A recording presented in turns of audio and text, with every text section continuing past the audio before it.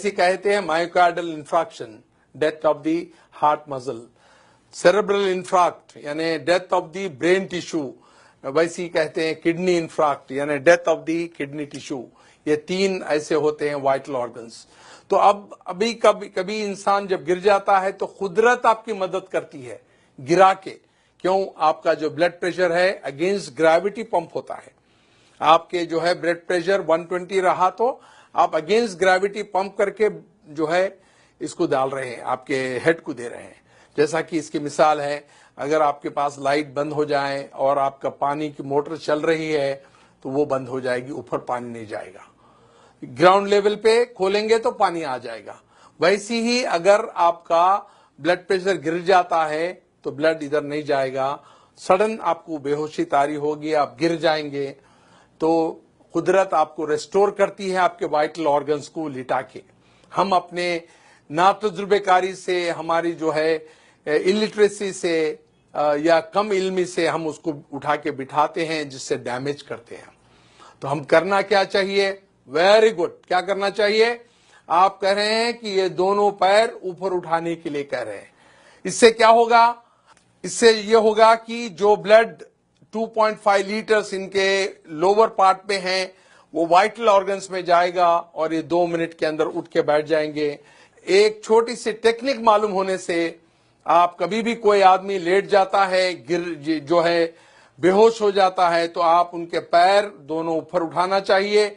जो 2.5 litre blood आपके पैर में है वो सिर के तरफ जाएगा, नॉन वाइटल ऑर्गन से वाइटल ऑर्गन्स को ब्लड जाएगा, वो 2 मिनट में उठ जाएगा इंसान। और जब कोई बेहोश होता है तो ये हमारी जो टंग होती है, जबान होती है, वो पीछे जाके सांस की नाली को पैक कर देती है। तो करना क्या चाहिए? जब कोई लेट जाता है, बेहोश होता है, तो उसकी मुंडी जो है, गर्दन जो है, एक तरफ पे पलटाना चाहिए ताकि आपका एयरवे रेस्टोर हो जाए। तो ये इतनी छोटी टेक्निक है, जब भी कोई आदमी ऐसा लेट जाता है, बेहोश हो जाता है, गिर जाता है, उसको लिटा के एक तरफ उसका जो है चेहरा करके ये एयरवे को रेस्टोर करना होता है। सेकंड होता है उसके जो पैर है उसको ऊपर उठाने से 2.5 लीटर जो ब्लड है नॉन वाइटल ऑर्गन से वाइटल ऑर्गन्स पे आएगा और एकदम उठ जाएगा। मैं आपको चंद मिसालें ऐसी दूंगा कि एक बार फ्लाइट में एक मेरे स्टूडेंट चल रहे थे जो मेरे से ट्रेनिंग लिए हुए थे, और उसी फ्लाइट में एक बूढ़े आदमी गिर गए बेहोश होके। तो फ्लाइट अटेंडेंट जो थी, एयर होस्टेस, उसने ऐलान किया कि is there any doctor in the flight who can revive this patient.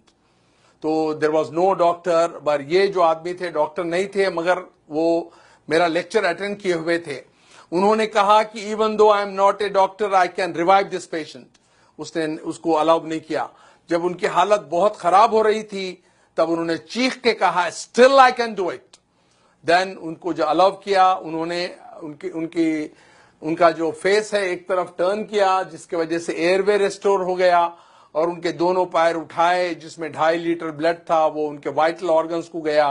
2 minute में वो आके वो पैसेंजर के बाजू बैठ गए। The whole flight gave it a big hand and a clap किए। और उनके रिलेटिव्स जब एयरपोर्ट पे उतरे तो दिस जेंटलमैन टोल्ड, ये बोले उन्होंने कि वे मेरे जो ट्रेनर है डॉक्टर रफीक साहब हैं। Then they called me from the airport, और वो कहे कि भाई हम आप 200-300 किलोमीटर ट्रैवल करके आएंगे, आपको गारलैंड करेंगे, आपको स्वीट्स देंगे।